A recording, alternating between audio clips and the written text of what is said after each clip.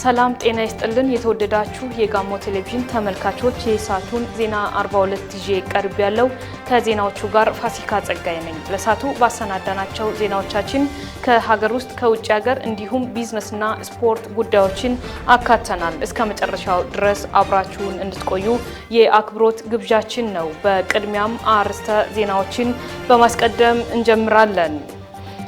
የሀገርን ሰላም ለማጽናት ፖሊስና ዜጎች እጅ ለእጅ ተያይዘው መስራት እንደሚገባቸው የደቡብ ኢትዮጵያ ክልል ርዕሰ መስተዳድር አቶ ጥላሁን ከበደ ገለጹ።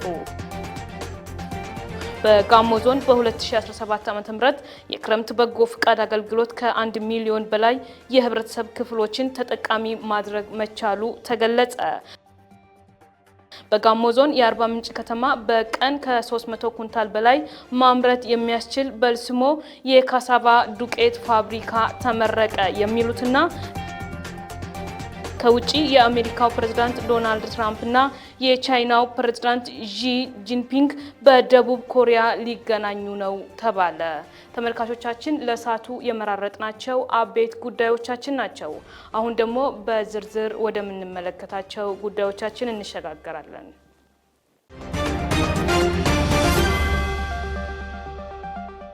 የሀገርን ሰላም ለማጽናት ፖሊስና ዜጎች እጅ ለእጅ ተያይዘው መስራት እንደሚገባቸው የደቡብ ኢትዮጵያ ክልል ርዕሰ መስተዳድር አቶ ጥላሁን ከበደ ገለጹ። የደቡብ ኢትዮጵያ ክልል ፖሊስ ኮሚሽን ለመጀመሪያ ጊዜ ያሰለጠናቸውን 662 ምልምል ኮንስታብል ፖሊሶችን በደቡብ እዝ ማሰልጠኛ ማዕከል አሰልጥኖ አስመርቋል። ዘገባው የሮማን ኦልኬ ነው። ተጨማሪ አለን። የደቡብ ኢትዮጵያ ክልል ርዕሰ መስተዳድር አቶ ጥላሁን ከበደ ምረቃ ስነ ስርዓቱ ላይ ባስተላለፉት መልእክት በክልላችን ታሪክ የመጀመሪያ ፖሊስ አባላትን አስመርቀናል። ይህም የክልሉን ሰላም በማስጠበቅ ክልሉን የሰላም ተምሳሌት አድርጎ ለማዝለቅ እየተሰራ መሆኑንና ተጠናክሮ እንደሚቀጥል ተናግረዋል። የህብረተሰቡን ሰላም ለማስጠበቅ የጸጥታ መዋቅሩን ማጠናከር አስፈላጊ መሆኑን ገልጸው ይህንንም ለማሳካት የተለያዩ የሪፎርም ስራዎችን በመስራት ኃላፊነቱን እየተወጣ መሆኑን ገልጸዋል። ፖሊስነት የህብረት የአንድነት ሳይንስ ነው ያሉት ርዕሰ መስተዳድሩ በተናጥል ሳይሆን በጋራ መጓዝ ሁሌም አሸናፊ ስለሚያደርግ ተመራቂዎች ከህብረተሰቡ ጋር በጋራ በመሆን ዜጎችን በሰብአዊነት መንፈስ ለማገልገል ዝግጁ መሆን እንዳለባቸው አሳስበዋል። ለሰው ልጅ ራሱን ሰጥቶ ህዝብን ማገልገልን የመሰለ ስጦታ አለመኖሩን ገልጸው ሰልጥነው ለምረቃ ለበቁ ሰልጣኞች ለሰልጣኝ ቤተሰቦችና በስልጠናው ወቅት ድጋፍ ላደረጉ ለደቡብ እዝ ስልጠና ማዕከል ምስጋና አቅርበዋል። የፖሊስ ሰራዊት አባላትን የፖሊስ ሳይንስ አግኝተው ተምረው ሰልጥነው በቅተው እንዲወጡ ብቃት ያለው ድጋፍ በማድረግ ዛሬ ላይ ለማስመረቅ ስለበቃን ሁላችሁም ለዚህ ታሪካዊ ቀን በድጋሚ እንኳን አደረሳችሁ፣ እንኳን ደስ ያላችሁ እላችኋለሁ። የዛሬ ምሩቃን ፖሊስ አባላት ክልላችን ምንም እንኳን በአጭር ጊዜ በአዲስ መልክ ተደራጅቶ ወደ ስራ የገባ ክልል ቢሆንም እጅግ በጣም በርካታ የተፈጥሮ ጸጋ ያለው በብዝሃነት በኢትዮጵያ ከፍተኛ ብዝሃነትን አቅፎ የያዘ የሰላም የመቻቻልና የብልጽግና ተምሳሌትን ራዕይ አንግበን በባለፉት 2 ዓመታት እጅግ በጣም አመርቂ ስኬቶችን አስመዝግበን 3ኛ ዓመት በያዝን የመጀመሪያ የክልሉ መንግስት ፍሬ የሆናችሁ ፖሊስን በሰው ኃይል ማጠናከር ፖሊስን በተለይ ደግሞ ከህብረተሰቡ ጋር ወርዶ የሚሰሩትን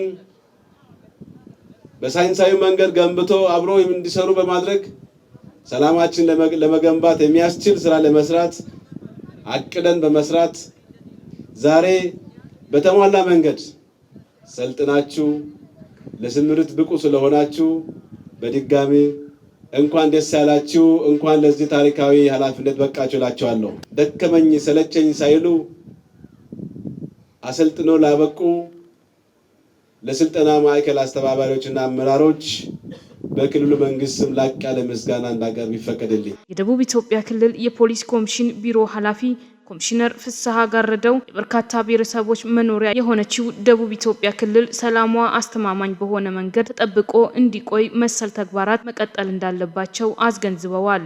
ቴክኖሎጂን ተጠቅሞ ወንጀልን የሚከላከሉ ፖሊሶችን ማሰልጠን የሀገርን ሰላምና ብልጽግና ማሳለጥ ተቀዳሚ ዓላማችን ነው ብለዋል። ክልላችን በርካታ ብሔር ብሔረሰቦች ተዋደውና ተከባብረው በፍቅር የሚኖሩባት ትጉ ሰራተኛ እና ታታሪ ህዝብ የሚገኝባት መሬቱ ለምና የሰጡትን ሁሉ ተቀብሎ ጸጋ ለህዝቦቿ የሚመልስበት የታደለ አካባቢ በመሆኑ ይህን ጸጋና ምቃብት በስራ ላይ አውለን ልማታችንን አፋጥነን ብልጽግናችንን ለማረጋገጥ እንድንችል ሁሉ ጊዜ ለአልሚ ባለሀብቱና ለክልላችን ህዝቦች ሰላሟ አስተማማኝ የሆነ የአብሮነትና የብልጽግና ተምሳሌት የሆነች ክልል መገንባት ማሳደግ እጅግ አስፈላጊ ነው።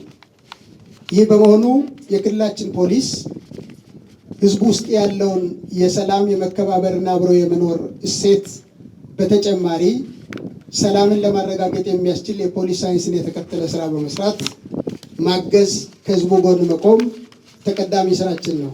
የፖሊስ ኃይል የዜጎችን ሰላም ከማስጠበቅ አልፎ የክልሉን ልማትና እድገት ለማፋጠን ከፍተኛ ሚና ያለው ወሳኝ የልማት ኃይል መሆኑን በአጽንኦት የገለጹት የደቡብ ኢትዮጵያ ክልል ፖሊስ ኮሚሽን አዛዥ ረዳት ኮሚሽነር ዘሪሁን ማለቆ ናቸው። ተመራቂዎቹ ሙያው በሚጠይቀው ልክ ብቁ መሆናቸውን ገልጸው ቀጣይ በሚሰማሩበት ፖሊሳዊ ኃላፊነት ህብረተሰቡን በቅንነት ማገልገል እንደሚጠበቅባቸው አመላክተዋል። የብሔር ብሔረሰቦች በአንድነትና በፍቅር ተከባብሮ የሚኖሩባት በርካታ የተፈጥሮ እና ሰው ሰራሽ ጸጋዎች ባለቤት በቀኝ ያልተገዛች የአፍሪካ የሞላው ጥቁር ህዝብ ኩራት የሆነች ሀገር እንዲሁም እንደ ክልላችን በርካታ የተፈጥሮና ሰው ሰራሽ የቱሪስት መስህቦች አሉበት የብዙ ቋንቋ ባህል ባለቤት ውብና ለም ለልማትና ለኢንቨስትመንት ምቹ የሆነ ክልል በሆኑ እነዚህ ጸጋዎች በአግባቡ ለመጠቀምና ለልማት ለማዋል ሰላም ቅድሚያ የሚሰጠው ጉዳይ መሆኑ እሙኑ ነው። በአጠቃላይ 599 ምልምል ኮንስታብሎች መንግስትና ህዝብን ለማገልገል ለዛሬ ምርቃት ዝግጁ ሆኗል። አንዳንድ የተመራቂ ኮንስታብሎችም ለጋሞ ቴሌቪዥን እንደገለጹት በፖሊሳዊ ሳይንስ መሰረት ህብረተሰቡን ለማገልገል እንደቆረጡ ተናግረዋል። ቤተሰቦቼ ወታደር ስለነበሩ የአባቴን የወንድሜን ታሪክ አስቀጥላለሁ ብዬ ተንቀሳቅሼ መጣሁ። ፍላጎቱ ነበረኝ። አሁን በመሸሌም እዚህ ጋር በጣም ደስታ ነው የተሰማኝ። ማለት አላሰብኩትም ነበር። በምረቃው መርሃ ግብር ኢላማን ጨምሮ የተለያዩ ትርኢቶች ታይተዋል። በመርሃ ግብሩ የላቀ ውጤት ላስመዘገቡ ተመራቂዎች በክልሉ ርዕሰ መስተዳድር ሽልማትና እውቅና ተሰጥቷቸዋል። በጋሞ ዞን በ2017 ዓ.ም የክረምት በጎ ፍቃድ አገልግሎት ከ1 ሚሊዮን በላይ የህብረተሰብ ክፍሎችን ተጠቃሚ እንደሚያደርግ ተገለጸ።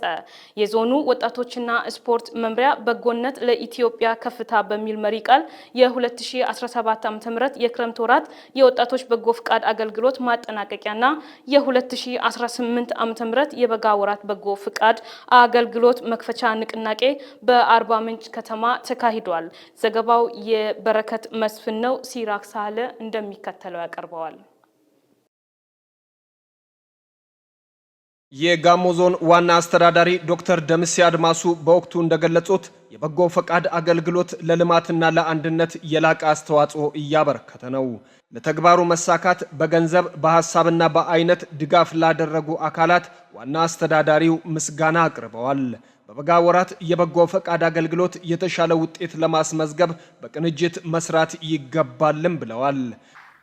ከቅርብ ጊዜ ወዲህ በየዓመቱ በክረምት ወቅት በአገራችን በጣም ታላቅና ብሔራዊ ንቅናቄዎች መካከል አንዱና ዋነኛው የክረምት እና የበጋ የወጣቶች በጎ አገልግሎት ነው። ይህ ተነሳሽነት የጋራ እርምጃ ማሳያ ብቻ ሳይሆን አገራችን ለልማት ለአንድነትና ለጋራ ኃላፊነት ያላትን ቁርጠኝነት የሚያንጸባርቅ ነው። ባለፈው ክረምት የሰራናቸው ያከናወናቸው ተግባራት ውጤቶቹ ሊለኩ የሚችሉ የሚዳሰሱ ናቸው። በብዙ አካባቢዎች ወጣቶች በሺዎች በሚቆጠሩ ማህበረሰብ ሀብቶችን ገንብቷል። የተራቆቱ መሰረቶችን አድሷል። አስፈላጊ የሆኑ ማህበራዊ አገልግሎቶችን ተደራሽነትን አሻሽሏል። ከሚታዩ ስኬቶች በተጨማሪ በጣም አስፈላጊ ውጤት እነዚህ ተነሳሽነቶች በወጣት ዜጎቻችን መካከል የገነቡትን የተጠናከረ የብሔራዊ ኩራትና የአንድነት ስሜት ነው። የዘንድሮው የክረምት በጎ ፈቃድ ወቅት እንደ ሀገር ጠንካራ አረንጓዴና ሁሉ አቀፍ ኢኮኖሚን ለመገንባት ካደረገችው ጥረት ጋር የተጣጣመ መሆኑ እጅግ የሚያኮራ ተግባር ነው።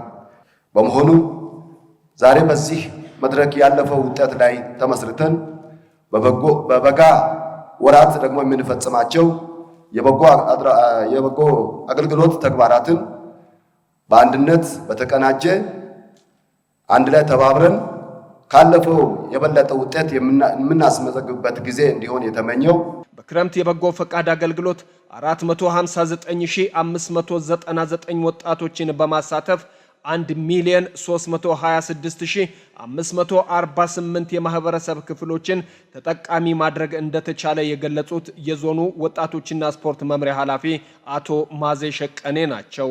ለ2305 አቅመ ደካማ የማህበረሰብ ክፍሎች የቤት ግንባታና ጥገና መካሄዱን ጠቁመው 1500 ዩኒት ደም ከለጋሾች መበርከቱን አብራርተዋል። በዞኑ የበጎ ፈቃድ አገልግሎት ባህል የሆነ መምጣቱን የጠቆሙት አቶ ማዜ በበጋ ወራት ድጋፍ የሚሹ ወገኖችን በመለየት እየተሰራ መሆኑን አመላክተዋል። ይህ ተግባር በዞናችን አካባቢ ከጊዜ ወደ ጊዜ ተግባሩ ባህል የሆነ የወጣቶችና ስፖርት ሴክተር ብቻ ሳይሆን ከዚህ በፊት በቅንጅት የማይሰሩ ተቋማትም ጭምር ቅንጅታዊ ስራን ይዞ ተግባሩን ባህል አድርጎ በጎነት ለሰው መድረስ ሰው መሆን ራስ ብቻ በቂ ነው በማለት ስራውን ከሴክተር ወይም ከመዋቅር አልፎ የሃይማኖት ተቋማት፣ የረጂ ድርጅቶች፣ ግለሰቦች፣ ባለሀብቶች ተሳትፎበት ላቅ ያለ ተግባር በዘንድሮ ዓመት ላይ ከወትሮ በተሻለ የፈጸምበት ዓመት ስለሆነ ይሄ ተግባር የሁላችሁም ትብብርና እገዛ ስለሆነ እንኳን ደስ አላችሁ በድጋሚ ማለት እፈልጋለሁ። የተሻለ ውጤት ላስመዘገቡ መዋቅሮች እውቅና በመድረኩ ተሰጥቷል። የተበረከተው ሽልማት ለቀጣይ ተግባር የሚያበረታታቸው እንደሆነ አስተያየት ሰጪዎችም ተናግረዋል። በጣም ደስ ብሎኛል። ያው እንደ አርባ ምንጭ ዙሪያ ወረዳ የበጎ ፍቃድ ተግባራትን ባህል አድርጎ ነው ይወስዶ አሁን በመስራት ላይ የሚገኘውና እንደ ወረዳችን ከ29000 በላይ የሚሆኑ ወጣቶችን በማሳተፍ ከ105000 በላይ የሆኑ ህብረተሰብ ክፍሎችን ተጠቃሚ በማድረግ ከመንግስት ሊወጣ የነበረውን ወደ 118 ሚሊዮን ብር በላይ በማዳን ይህንን የዋንጫ ሽልማት አግኝተናል።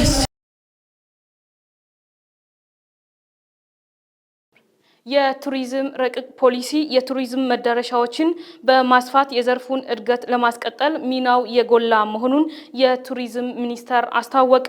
በአዲስ መልክ ተዘጋጅቶ በዚህ ዓመት የሚጸድቀው የቱሪዝም ረቂቅ ፖሊሲ የቱሪዝም መዳረሻዎችን በማስፋት የዘርፉን እድገት ለማስቀጠል ሚናው የጎላ መሆኑን የቱሪዝም ሚኒስትር ዴኤታ ስለሺ ግርማ ገልጸዋል። የቱሪዝም ረቂቅ ፖሊሲ ዝግጅት ተጠናቆ ለሚመለከተው አካል እንዲጸድቅ መላኩን ገልጸዋል። ለኢትዮጵያ ዜና አገልግሎት ዘገባ የአምላክነሽ ተረፈ እንደሚከተለው ታቀርባለች። የቱሪዝም ረቂቅ ፖሊሲ ዝግጅት ተጠናቆ ለሚመለከተው አካል እንዲጸድቅ መላኩንም ገልጸዋል። ኢትዮጵያ በቱሪዝም ዘርፍ ከዓለም ሀገራት በቀዳሚነት የሚያስቀምጧት በርካታ ታሪካዊ፣ ተፈጥሯዊና ሰው ሰራሽ የቱሪዝም ሀብቶች እንዳሏት ይታወቃል።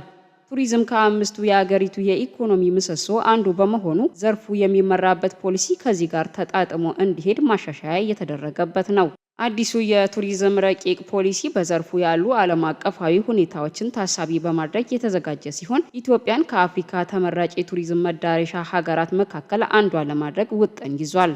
ከኢዚያ ጋር ቆይታ ያደረጉት የቱሪዝም ሚኒስቴር ዴኤታ ስለሺ ግርማ እንደገለጹት ለውጡን ተከትሎ ለቱሪዝም ዘርፍ ከፍተኛ ትኩረት በመሰጠቱ በርካታ ተግባራት እየተከናወኑ ይገኛሉ። በተለያዩ የአገሪቱ አካባቢዎች በርካታ የቱሪዝም መዳረሻዎችንና አዳዲስ መሰረተ ልማቶችን መገንባታቸውን ለአብነት አንስተዋል። ተግባሩ በቱሪዝም ዘርፍ ከፍተኛ መነቃቃት በመፍጠር አመርቂ ውጤት እንዲመዘገብ ማስቻሉን የገለጹት ሚኒስትር ዴኤታው በበጀት ዓመቱ የበለጠ ውጤታማ ለመሆን ትኩረት መደረጉን ተናግረዋል። አዲሱን የቱሪዝም ፖሊሲ በመተግበር የቱሪዝም እድገቱን ይበልጥ ማስቀጠል የበጀት ዓመቱ ዋነኛ እቅድ መሆኑንም አስረድተዋል። በአሁኑ ወቅት የቱሪዝም ረቂቅ ፖሊሲ ዝግጅት ተጠናቆ ለሚመለከተው አካል እንዲጸድቅ መላኩንም አስታውቀዋል። በበጀት ዓመቱ አብዛኞቹ የቱሪዝም መዳረሻዎች ተጠናቀው ለአገልግሎት ክፍት እንደሚሆኑም ነው አቶ ስለሺ የተናገሩት። በአሁኑ ወቅት በላሊበላ፣ በጣና ገዳማት፣ ደጋ እስጢፋኖስ፣ በባሌ ተራሮች ብሔራዊ ፓርክና በድሬዳዋ የቱሪዝም መዳረሻ ልማት እየተከናወነ ይገኛል ብለዋል። በተጨማሪም በአዲስ አበባና በተለያዩ የአገሪቱ አካባቢዎች የቱሪስት መረጃ ማዕከል ግንባታ መጀመሩን ገልጸዋል። በበጀት ዓመቱ በአብዛኞቹ ክልሎች ሰፋፊ የቱሪስት መዳረሻዎች ግንባታ ተጠናክሮ እንደሚቀጥልም አስታውቀዋል። በተለያዩ የዓለም ሀገራት የኢትዮጵያን ገጽታ የሚገነቡ ጠንካራና የተደራጀ የማስተዋወቅና የገጽታ ግንባታ ስራዎች በትኩረት እንደሚሰሩም ሚኒስትር ዴኤታው ጨምረው ተናግረዋል። አዲሱን ከ16 ዓመት በኋላ አዲሱን የኢትዮጵያን የቱሪዝም ፖሊሲ አክቹአሊ አዘጋጅተን ጨርሰናል። ለሚመለከተው አካል ቀርቧል ለመጽደቅ። አዲሱን የኢትዮጵያን የቱሪዝም ፖሊሲ ወቅቱን የመጠነ የተለያዩ ጉዳዮችን ታሳቢ ያደረገ ዓለም አቀፍ ውድድርን፣ ቱሪዝም ያገኘውን ትኩረት እነኚህን በሙሉ ታሳቢ ያደረገ ጠንካራ የቱሪዝም ፖሊሲ አዘጋጅተናል። አሁን የቱሪዝም ዘመን ነው። የተሻለ የቱሪዝም እንቅስቃሴ የሚመጣበት ወቅት ነው።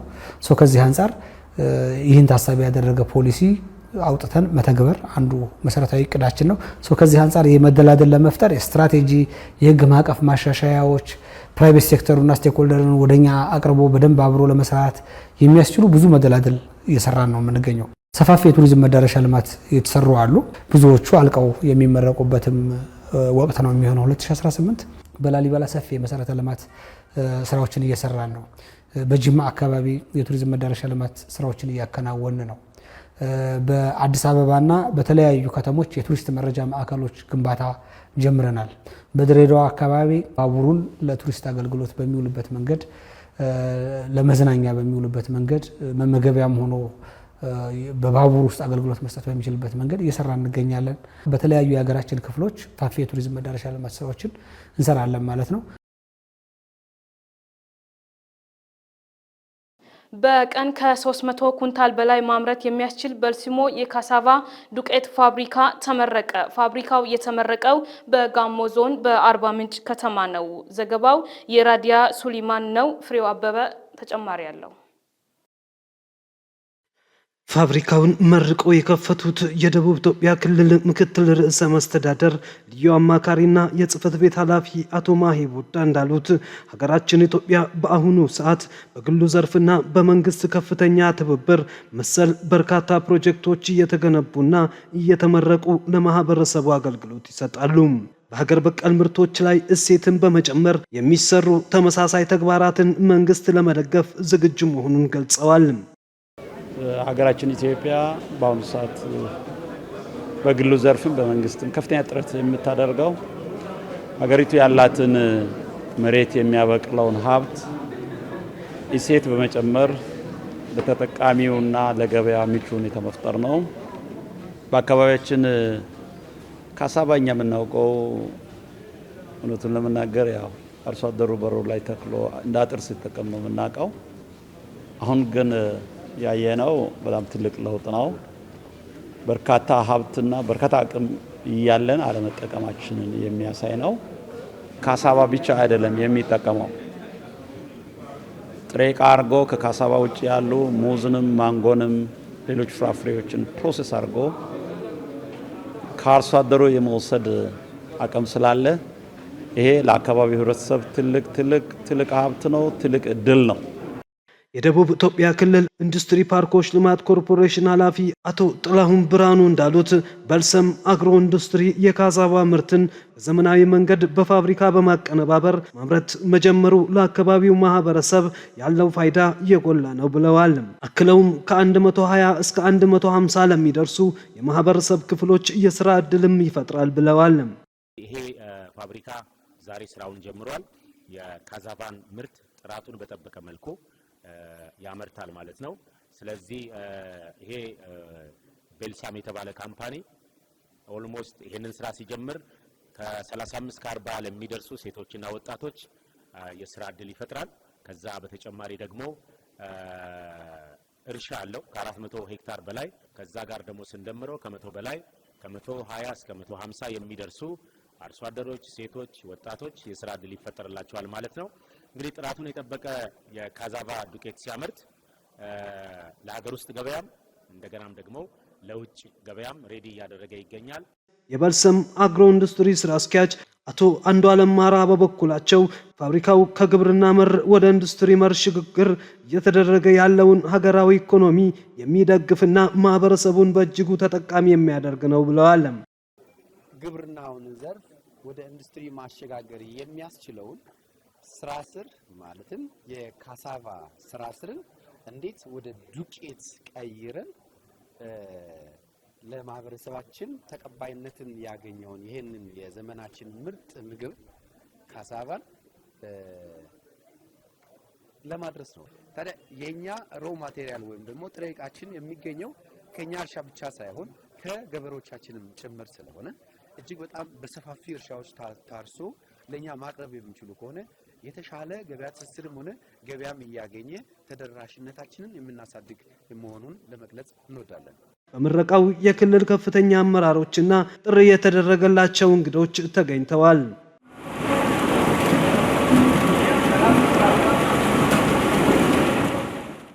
በደቡብ ኢትዮጵያ ክልል ባለፉት 3 ወራት ከ485 ሺህ በላይ ሰዎችን ከወባ በሽታ የመጠበቅ ስራ መከናወኑ ተገለጸ። በሰው ሰራሽ አስተውሎት ወባን አስቀድሞ ለመከላከል በሚያግዝ የትብብር ምርምር ፕሮጀክት ላይ በአርባ ምንጭ ዩኒቨርሲቲ ምክክር ተካሂዷል። ሲሳይ ማሞ ተጨማሪ አለው። በክልሉ ጤና ቢሮ የህብረተሰብ ጤና ኢንስቲትዩት ምክትል ዋና ዳይሬክተር ዶክተር ምንተስኖት መልካለ ጋሞ ቴሌቪዥን እንደገለጹት በክልሉ ባለፉት ወራት ወባን ለመከላከል ህብረተሰቡን ያሳተፈ ጥረት ተደርጓል። የወባ ስርጭት በስፋት በሚታይባቸው የክልሉ አካባቢዎች ከ593800 በላይ የአልጋ ጎበሮች በነጻ ተሰራጭተዋል ብለዋል። በሽታው ሊሰራጭ በሚችልባቸው ቦታዎች ላይ ደግሞ ጠንካራ ቁጥጥር መካሄዱን ነው ምክትል ዋና ዳይሬክተሩ ያመለከቱት። ወባ እንግዲህ እንደ ሀገርም እንደ ክልልም ትልቅ ጫና በተለይ ማህበረሰብ ላይ ትልቅ ጫና እየፈጠረ ካሉ በሽታዎች አንዱ ነው። ወላይታ ዞን ላይ፣ ጋሞ ላይ፣ አሪ ዞን ላይ፣ ደቡብ ኦሞ ላይ እነዚህ አካባቢዎች ለጎፋ ላይም እነ መለኮዝ አካባቢን ጨምሮ ከፍተኛ ወባ ጫና ነበረ። ያንን መነሻ አድርገን በዚህ አመት ላይ ቀድመን ስራዎችን መስራት ስላለብን አቅደን ከጤና ቢሮ ጋርም ከኢፒኤችአይ ጋርም ከኢትዮጵያ ጤና ሚኒስቴር ጋርም አንድ ላይ ተቀናጅተን ስራዎችን እየሰራን ነው የቆየነውና የመከላከል ስራ እንዳለ ሆኖ ሲከሰት ሕክምና መስጠት ስራዎችን ለዛ ደግሞ እስከ ጤና ኬላ ድረስ ግብዓቶችን ማሟላት እነዚህ ስራዎች በማይቀፍ አቅደን ቀድመን እየሰራን ያለናቸው ስራዎች ናቸው። እንዲሁም ቤት ለቤት በመዘዋወርና የወባ በሽታ ቅኝት በማድረግ ትኩሳት የተገኘባቸው ወደ ጤና ተቋም ሄደው ሕክምና እንዲያገኙ ተደርጓል ብለዋል። በተጠቀሰው ጊዜም ከ742 ሺህ በላይ ሰዎች የወባ ምርመራ ማግኘታቸውን ያመለከቱት በሽታውን ለመከላከልና ለማከም በተከናወኑ ተግባራት ባለፉት 3 ወራት ብቻም ከ458 ሺህ በላይ ሰዎች ከወባ በሽታ እንዲጠበቁ ማድረግ ተችሏል ብለዋል ዶክተር ምንተስኖት። ሰው ሰራሽ አስተውሎት በመጠቀም ወባን ለመከላከል የተጀመረው የትብብር ፕሮጀክት በሽታውን በዘላቂነት ለመከላከል አቅም የሚፈጥር እንደሆነ ነው ያመለከቱት። አሁን በአርቲፊሻል ኢንተለጀንስ ታግዞ የወባን የቀጣይ ቀናት ፕሬዲክት ማድረግ መገመት እንደዚህ ይሆናል የሚል ያንን በዚህ እሱን መሰረት ያደረገ ሞዴል ለማዘጋጀት ነው አርባ ምንጭ ዩኒቨርሲቲም ጥናት እያደረገ ያለውና ለዛ ጥራት ያለ መረጃ ለማምጣት ለዚህ ታሳቢ ተደርጎ የተዘጋጀ መድረክ ነውና እኔ የዩኒቨርሲቲው የጀመረው በጣም ትልቅ ነገር ነው። ነገ ውጤት እንጠብቃለን። የአርባ ምንጭ ዩኒቨርሲቲ ፕሬዝዳንት ዶክተር ኢንጂነር አብደላ ከማል ዩኒቨርሲቲው በምርምር ስራዎቹ የህብረተሰቡን ችግሮች ለመፍታት እየሰራ እንደሚገኝ ገልጸዋል። ከምርምር ፕሮጀክቶቹ ውስጥ የህብረተሰቡን ጤና የሚያስጠብቁ እንደሚገኙ ፕሬዝዳንቱ ጠቅሰዋል። የምክክር መድረኩም ሰው ሰራሽ አስተውሎትን በመጠቀም ወባን ጨምሮ በሽታን አስቀድሞ ለመከላከል የሚደረገውን ጥረት የሚያግዝ እንደሆነ ነው ፕሬዝዳንቱ የሚናገሩት። በትብብር የሚደረጉ የምርምር ስራዎች በጣም ትልቅ ፋይዳ አላቸው ተብሎ ይታሰባል። ትብብር ላይ በምን አይነት መልኩ እንሰራለን ብለን ስናስብ በጣም ባደጉ ሀገሮች ፓንደሚክ የሆኑ በሽታዎች በሚመጡበት ሰዓት ለምሳሌ ሁላችንም እናስታውሳለን በቅርብ የተከሰተው ኮቪድ የኮቪድን ሶሉሽን ያመጡት ዩኒቨርሲቲዎች ናቸው። ክትባቶችንም ጀነሬት ያደረጉት ዩኒቨርሲቲዎች ናቸው። ይሄ አሁን ዛሬ የምናየው ወርክሾፕ ለዚህ በደንብ በጥሩ ሁኔታ መንገድ የሚጠርግ ነው። በአርባ ምንጭ ዩኒቨርሲቲ ምርምርና ትብብር ምክትል ፕሬዚዳንት ዶክተር ተክለ ወጋየሁ በበኩላቸው የዩኒቨርሲቲው ሜትሮሎጂ ትምህርት ክፍል በደቡብ ኢትዮጵያ ክልል የአየር ሁኔታ ትንበያ መረጃዎችን እያወጣ መሆኑን ጠቅሰዋል። የአየር ንብረት ለውጥን ተከትሎ የሚከሰቱ ጎርፍ፣ ከባድ ንፋስና ሌሎችም ከበሽታዎች ስርጭት ጋር ይያያዛል ይላሉ። በሰው ሰራሽ አስተውሎት በመታገዝ የሚገኙ የአየር ትንበያ መረጃዎችን በመጠቀም የበሽታን ስርጭት መቆጣጠር እንደሚያስፈልግ ነው የሚያስረዱት። ካሁን እና ከወደፊቱ የአየር ሁኔታዎች አንጻር አርቲፊሻል ኢንተለጀንስ በመጠቀም ተላላፊ በሽታዎችን መተንበይ በፍጥነት በማደግ ላይ ያለ መስክ መሆኑን መረጃዎች ያመለክታሉ። በዚህ ጎራ የአርቲፊሻል ኢንተለጀንስ እንዴት እንደሚተገበር አጠቃላይ እይታ ላይ የሚያተኩር መድረክ ስለሆነ መድረኩ በኔ እይታ እጅግ ከፍ ያለ ነው። በምክክር መድረኩ ከተሳተፉ የዞን ጤና መምሪያ ኃላፊዎች መካከል አንዳንዶቹም የወባ በሽታን ለመከላከል በቴክኖሎጂ የተደገፉ መረጃዎችን መጠቀም የግድ ነው ይላሉ። ለአፈጻጸሙ የተቀናጀ ጥረት እንደሚያደርጉም ነው ያስታወቁት። ከመረጃን አክሰስ ከማድረግ ጋር ተያይዞ ያለው አሁን ከዊክሊ መጡ ዳታዎች እና ሜንዝሊ መጡ ዳታዎች አሉ።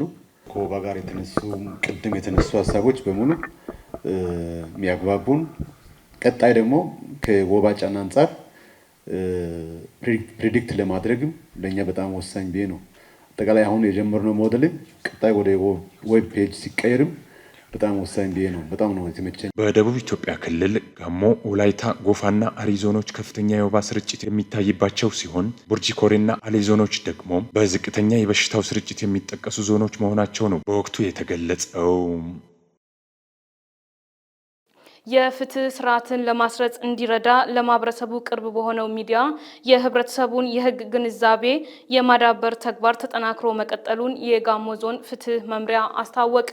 የጋሞ ዞን ፍትህ መምሪያ በጋሞ ቴሌቪዥን ሲያደርስ የቆየውን የህግ አስተምሮ ዝግጅት አጠናክሮ ለመቀጠል የሚያስችል ውል አድሷል። ዘገባው የደፋሩ ዳይሾለ ነው። መስፍን ባንጃ እንደሚከተለው ያቀርበዋል። የጋሞ ዞን ፍትህ መምሪያ የፍትህ ስርዓትን ለማስረጽ ዘርፈ ብዙ የህግ አስተምሮ ተግባራትን እያከናወነ እንደሚገኝ የመምሪያው ኃላፊ አቶ ጤናው ጨርቆስ ተናግረዋል። መምሪያው በጋሞ ቴሌቪዥን ሲያደርስ የቆየውን የህግ አስተምሮ አጠናክሮ ለመቀጠል ውል ማደሱን አስታውቀዋል። ጋሞ ቴሌቪዥን ያው የማህበረሰብ አቀፍ ቴሌቪዥን እንደመሆኑ መጠን እኛም ደግሞ ወደ ህብረተሰቡ የፍትህ ስራዎች ተደራሽ እንዲሆኑ እንፈልጋለን እና የፍትህ ተቋማት እያንዳንዳቸው የሚሰሯቸውን ተግባራት ለህብረተሰቡ ተደራሽ ማድረግ እየተሰሩ ያሉ ተግባራትንም ማሳወቅ አንዱ ግባችን ነው ወደዚህ ስምምነት የወሰደው። ስለዚህ በፍትህ ዘርፍ ውስጥ ምን እየተሰራ ነው፣ ምን እየተገበረ ነው የሚለውን ነገር ወደ ህዝብ ማድረስ፣ ከዛ ውጪ ደግሞ መሰል ተግባራት ማለትም አሁን ፍትህ ህግ ስራዎች ላይ የግንዛቤ መፍጠር ስራዎችን በሰፊው እየሰራ ነው የምንገኘው። የፍትህ ሪፎርም ስራዎችም አሉ። እነዚህ የፍትህ ሪፎርም ስራዎች ምን ውጤት አመጡ፣ ምንስ ጎደለ የሚለውን ነገር ማህበረሰባችን ማወቅ ስለሚገባው እነዚህ ነገሮች ወደ ህዝቡ ተደራሽ እያደረግን ነው የምንገኘው። ህብረተሰቡ መብትና ግዴታውን ተገንዝቦ ማህበራዊና ኢኮኖሚያዊ ተሳትፎና ተጠቃሚነት እንዲጎለበት በትኩረት እየተሰራ መሆኑን አስረድተዋል። ሁሉም ባለድርሻ አካላት ከህብረተሰቡ ጋር በመቀናጀት ፍትህን ለማስረጽ የሚደረገውን እንቅስቃሴ እንዲያግዙም ጠይቀዋል። ፍትህ ስራ በአንድ ጀንበር መሳካት የሚችል አይደለም። ሰፊ ስራ ይፈልጋል። የሰለጠነ የሰው ኃይል፣ የሰለጠነ ባለሙያ ይፈልጋል። ከዛ ውጪ ደግሞ ጠንካራ የፍትህ ተቋማትን መገንባትን ይፈልጋል። እነዚህን ተቋማት ለመገንባት ሰፋፊ ስራዎች ተጀምረዋል። በዚህ ረገድ ደግሞ የመንግስት ቁርጠኝነትም ስላለ ያንን ታሳቢ ባደረገ መንገድ መምሪያችን ስራውን ጀምሯል። እነዚህ ስራዎች ወደ ህብረተሰብ ሲደርሱ በምልአት እንዲደርሱ እንፈልጋለን። ጉድለቶች በአንድም በሌላ የሚታዩ ጉድለቶች ይኖራሉ። ነገር ግን እነዛን ጉድለቶች በየጊዜው እያዩ በጥናት ላይ በተመሰረተ መንገድ እየፈቱ መሄድን ያስፈልጋል። ከዛ ውጪ ደግሞ ማህበረሰብ አቀፍ ፍትህ ስርዓቶች አሉ። እኛ እንደ ጋሞ ዞን በዱቡሻና ዱቡሻ ወጋ በፍትህ ስርዓት ውስጥ ጉልህ ሚና እንዲኖረው እንፈልጋለን። ከዚህ ረገድም እየሰራናቸው ያለው ስራዎች አሉ። እነዚህ ስራዎች ቢጠናከሩ ማህበረሰቡ ከመደበኛ የፍትህ ስርዓቶች ውጪ በሆነ መንገድ አሁን ላይ ሰፋፊ ጉዳዮችን በህብረተሰብ አቀፍ በሆነ ስርዓት እየፈታ ነው ያለው። ይሄንን አጉልተን ማሳየት እንፈልጋለን። የጋሞ ቴሌቪዥን ስራ አስኪያጅ ዶክተር ማንጉዳይ መርጮ የጋሞ ቴሌቪዥን የዞኑን ህዝብ ተጠቃሚነት ለማረጋገጥ ህብረተሰቡን የማነቃቃቱን ተግባር ትኩረት ሰጥቶ እየሰራ እንደሚገኝ ገልጸዋል። በዞኑ የፍትህ ስርዓትን የማጎልበትና መልካም አስተዳደር የማስፈን ተግባር እንዲጠናከር ከጋሞ ዞን ፍትህ መምሪያና ከሌሎች ከሚመለከታቸው አካላት ጋር የሚደረገው ትስስር እንደሚጠናከር አስገንዝበዋል። የጋሞ ዞን ፍትህ መምሪያ ሊመሰገን ነው የሚገባው። ላለፈው 1 አመት ከኛ ጋር በአጋርነት ጠንካራ ስራዎችን ሲሰራ ቆይቶ ዛሬም ደግሞ አዲስ ውል ከኛ ጋር ተዋውሏል። ይሄ ለሌሎችም መምሪያዎች ምሳሌ የሚሆን ተግባር ነው።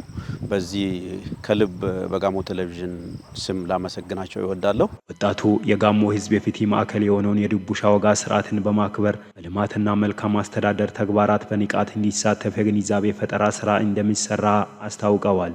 ድቡሻ ወጋን በዩኔስኮ ለማስመዝገብ እየተደረገ ያለው እንቅስቃሴ እንዲጠናከር ከዞኑ ውጭ የሚገኘው የሀገራችን ህዝብ ስለ ድቡሻ ወጋ ፋይዳ ግንዛቤያቸው እንዲሰፋ በሚዲያው ትኩረት ተሰጥቶ እየተሰራ ይገኛል ብለዋል። የጋሞ ቴሌቪዥን ከሌሎች የቴሌቪዥን ጣቢያዎችና ተቋማት ጋር በመተባበር የዞኑን እምቅ ጸጋዎችን የማስተዋወቁን ስራ በአጽንኦት እየሰራ ይገኛል ብለዋል። የጋሞ ቴሌቪዥን የጀመረውን ተግባር አጠናክሮ በመቀጠል ህዝባዊ ዓላማውን እንዲያሳካ ሌሎች ተቋማትም ትብብራቸውን እንዲያጠናክሩ ጠይቀዋል። የቴሌቪዥን ጣቢያው በይበልጥ ህዝባዊ መሰረት እንዲይዝ ህብረተሰቡና የሚመለከታቸው አካላት ድጋፍ ሊጠናከር ይገባልም ብለዋል። ፍትህ መምሪያ ጋር ያደረግናቸው ነገሮች ትልቅ ጅማሮ የሚባሉ ናቸው። ሌሎችም እንዲቀላቀሉ በዚህ አጋጣሚ ሌሎች መምሪያዎች፣ ሌሎች የሚመለከታቸው ባለሀብቶች፣ ሌሎች ተቋማት ጋሞ ቴሌቪዥንን በአጋርነት ለመስራት እንዲቀላቀሉ በዚህ አጋጣሚ ጥሪዬን ያስተላለፍ። በጋሞ ዞን ፍትህ መምሪያ የህግ ጥናት ማርቀቅና ማስረጽ ዋና ስራ ሂደት አስተባባሪ አቶ ውብሼት ዘነበ ህብረተሰቡ በሚዲያው የሚተላለፈውን የህግ አስተምሮ ትምህርት በመከታተል ፍትህን የማጎልበት ተግባር እንዲደግፍ አስገንዝበዋል። በሚዲያ ስራዎች ላይ ስንሰራ ህብረተሰቡ የራሱን መብትና ጥቅም አስከብሮ ሲንቀሳቀስ የሌላውንም መብት እና ጥቅም በማይነካ መልኩ በህግ መሰረት ሊሆን ስለሚገባ ሁሉም የሚዲያን ተጠቃሚ የሆነ ማህበራዊ ሚዲያም ይሁን ይሄን ህጋዊ ሚዲያን የሚጠቀም አካል ወጥ በሆነ መንገድ ሲጠቀም የሌላውን መብት በጠበቀ መልኩ ሊጠቀም ይገባል የሚል ሀሳብ ነው ያለኝ። ከዛም በተጨማሪ ሁሉም መብቶች ደግሞ የራሳቸው ገደቦች አሉና የሌላውን መብት የህዝብን ሰላም፣ ደህንነት በማይጥስ መልኩ ለተሻለ ዓላማ ለራስን ለማብቃት ልንጠቀም ይገባል የሚል አስተያየት አለኝ። በስራ እድል ፈጠራ ተግባራዊ የተደረገው ሪፎርም በዘርፉ ያለውን አቅም እንዲያድግ አስችሏል ተባለ። በስራ እድል ፈጠራ ተግባራዊ የተደረገው ሪፎርም በዘርፉ ያለው አቅም እንዲያድግ ማስቻሉን የስራና ክህሎት ሚኒስተር ሙፈሪያት ካሚል ገልጸዋል። የስራና ክህሎት ሚኒስትር ሙፈሪያት ካሚል እንዳሉት በኢትዮጵያ በስራ እድል ፈጠራ ዘርፍ ተግባራዊ የተደረጉ ሪፎርሞች ሀገራዊ የስራ እድል ፈጠራ አቅም እንዲያድግ አስችሏል። በዘርፉ የባለድርሻ አካላት ቅንጅት እየተጠናከረ መምጣቱን ጠቁመው አዳዲስ እሳቤዎችና አሰራሮች በመዘርጋታቸው በስራ እድል ፈጠራ መስክ የተሻለ ውጤት እንዲመዘገብ ማስቻሉን ጠቅሰዋል። በ2017 በጀት ዓመት የሀገር ውስጥ የውጭ ሀገርና በርቀት የስራ ዘርፎች ለ4.9 ሚሊዮን ዜጎች የስራ እድል ለመፍጠር አቅደን 96 በመቶ ያክሉን አሳክተናል ብለዋል። በተያዘው በጀት ዓመትም በሀገር ውስጥ በውጭ ሀገርና በርቀት የስራ ዘርፎች ከ5 ሚሊዮን በላይ ለሚሆኑ ዜጎች የስራ እድል ለመፍጠር ታቅዶ ወደ ስራ መገባቱን አብራርተዋል። እቅዱን በተሟላ መልኩ ለመፈጸም የባለድርሻ አካላትን ርብርብ የሚጠይቅ መሆኑንም ጨምረው ተናግረዋል። በተያዘው በጀት ዓመት በስራ እድል ፈጠራ ዘርፍ የተያዘውን እቅድ ተግባራዊ ማድረግ የሚያስችሉ ስትራቴጂዎችን ስራ ላይ ለማዋል አስፈላጊው ዝግጅት መደረጉን ገልጸዋል። ዜጎች ወደ ስራ ከመሰማራታቸው በፊት በቂ ክህሎትና እውቀት እንዲጨብጡ ክህሎት መር የስራ እድል ፈጠራ በመዘርጋት በርካታ ዜጎች ስልጠና እየወሰዱ እንደሚገኙ ጠቁመዋል። ለስራ ወደ ውጭ ሀገራት የሚጓዙ ዜጎች የሚገጥሟቸውን ችግሮች መፍታት ቅድሚያ የተሰጠው ጉዳይ መሆኑን ጠቅሰውታል። ዜጎች ለስራ ወደ ውጭ ሀገር ከመጓዛቸው በፊት ተገቢውን ክህሎት እንዲጨብጡ እየተደረገ መሆኑን ነው የተናገሩት። ሚኒስተሩ በስራ እድል ፈጠራ ዙሪያ የስራ ሀሳብ ባንክ ማቋቋሙን ገልጸው በዚህም በርካታ የስራ ሀሳቦች ተሰብስበው በዲጂታል ፎርማት መቀመጣቸውን አስረድተዋል። ባንኩ ምን ልስራ ብሎ ለሚነሳ ሰው በየዘርፉ መነሻ የሚሆኑ የሥራ ሐሳቦችን የያዘ መሆኑን ገልጸውታል። በሥራ ዕድል ፈጠራ ያለውን የፋይናንስ አቅርቦት ችግር ለመፍታት ከባንኮች ጋር ሰፊ ምክክር መደረጉን ጠቁመው ባንኮች በተለያዩ አማራጮች ፋይናንስ እንዲያቀርቡ እየተሰራ እንደሚገኝ አስታውቀዋል። በበጀት ዓመቱ 3 ወራት ውስጥ በአገር ውስጥ በውጭ ሀገርና በርቀት የሥራ ዘርፎች ከ671 ሺህ በላይ ለሚሆኑ ዜጎች የሥራ ዕድል መፍጠር መቻሉን ገልጸዋል። ተመልካቾቻችን እየተከታተላችሁ የምትገኙት የኢሳቱን ዜና 42 ነው። አሁን ደግሞ ከውጪ ወዳገኘናቸው መረጃዎቻችን እንሸጋገራለን።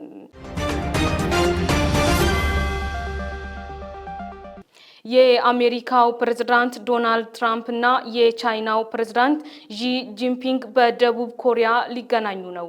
የአሜሪካው ፕሬዝዳንት ዶናልድ ትራምፕ ጥቅምት 30 በኢሲያ ከሚካሄደው ጉባኤ ጎን ለጎን ከቻይናው አቻው ጋር ዢ ጂንፒንግ ጋር በደቡብ ኮሪያ ይገናኛሉ ሲል ዋይት ሃውስ አረጋግጧል።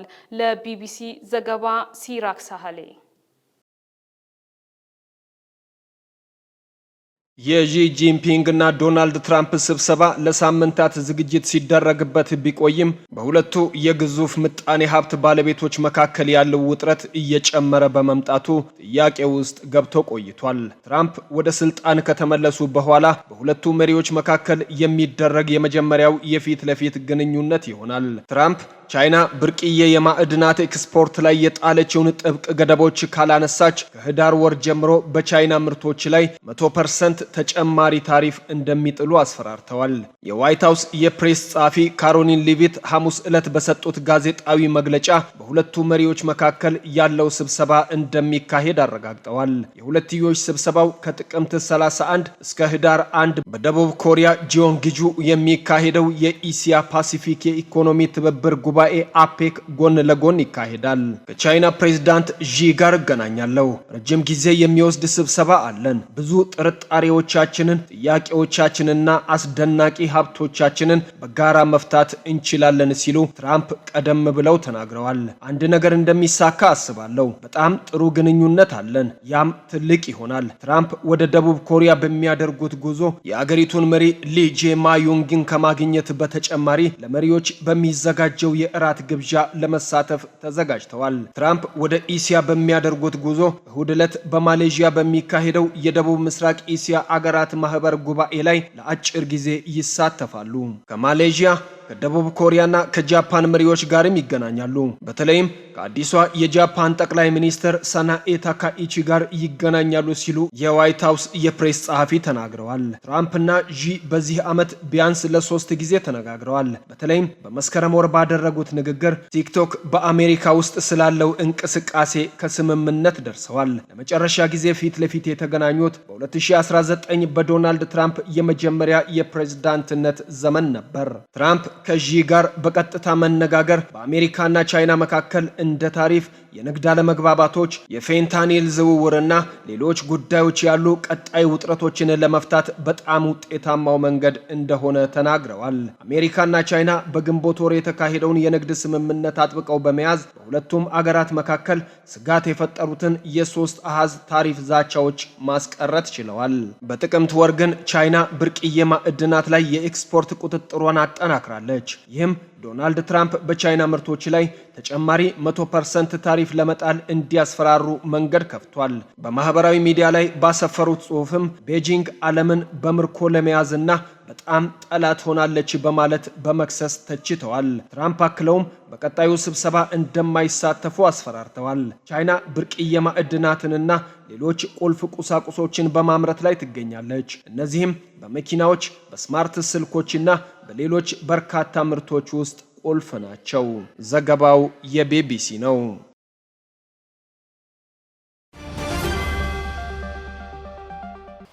ተመልካቾቻችን ስትከታተሉ የነበራችሁት የኢሳቱን ዜና 42 ነበር። ከማገባደዳችን አስቀድመን አርዕስተ ዜናዎችን በድጋሚ እናሰማችኋለን። የሀገርን ሰላም ለማጽናት ፖሊስና ዜጎች እጅ ለእጅ ተያይዘው መስራት እንደሚገባቸው የደቡብ ኢትዮጵያ ክልል ርዕሰ መስተዳድር አቶ ጥላሁን ከበደ ገለጹ። በጋሞ ዞን በ2017 ዓ.ም የክረምት በጎ ፍቃድ አገልግሎት ከ1 ሚሊዮን በላይ የህብረተሰብ ክፍሎችን ተጠቃሚ ያደረገ መሆኑ ተገለጸ። በጋሞ ዞን አርባ ምንጭ ከተማ በቀን ከ300 ኩንታል በላይ ማምረት የሚያስችል በልስሞ የካሳቫ ዱቄት ፋብሪካ ተመረቀ። የሚሉትና ከውጭ የአሜሪካው ፕሬዝዳንት ዶናልድ ትራምፕ እና የቻይናው ፕሬዝዳንት ዢ ጂንፒንግ በደቡብ ኮሪያ ሊገናኙ ነው ተባለ። የሚሉት ለሳቱ የመራረጥናቸው አቤት ጉዳዮቻችን ነበሩ። ተመልካቾቻችን ለሳቱ ያሰናዳናቸው ዜናዎቻችን እኚህን ይመስሉ ነበር። ቀሪ ስፖርትና ቢዝነስ ጉዳዮች ይጠብቃችኋል። በእኔ በኩል ጤና ይስጥ